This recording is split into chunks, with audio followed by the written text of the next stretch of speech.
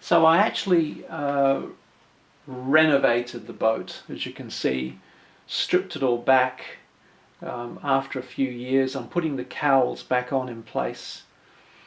And I've built this nice little mast that goes in front of the bridge. It's got the compass on it there.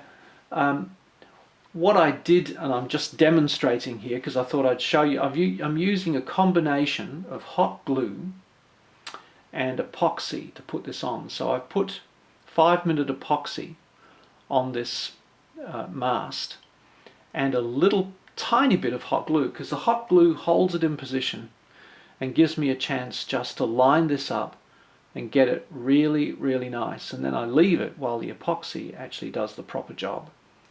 And that's how I did the cowls behind the bridge, because when you use hot glue, it just gives you just that moment of time to get things perfectly straight, and then it holds it.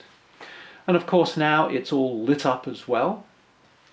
Very proud of this, using some nice LEDs through all the portholes, and it looks pretty darn good. I've even got now the plates for the fishing nets. They're in place. The steam engine that runs all of the rigging. I still haven't finished the rigging on this boat. That's something I must do shortly. But you barely notice the fact that it's not done because it's so complex. And I've got the chain, the steering chain. That was a fairly recent addition. But the lights look pretty nice, I think you'll have to admit.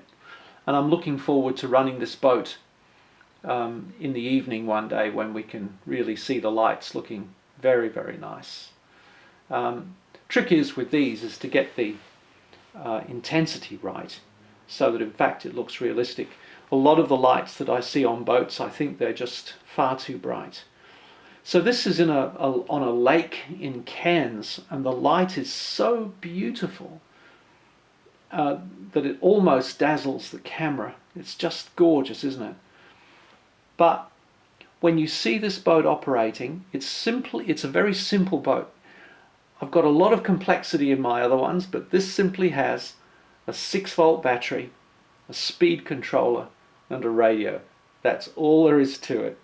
And I get such pleasure out of this because it looks lovely. And when I pull back on the throttle, I can get it going so slowly that the only way I know there's way on the propeller is by using the rudder. And it looks just gorgeous. So I'm going to just enjoy looking at it. There's nothing like scratch building, I have to say.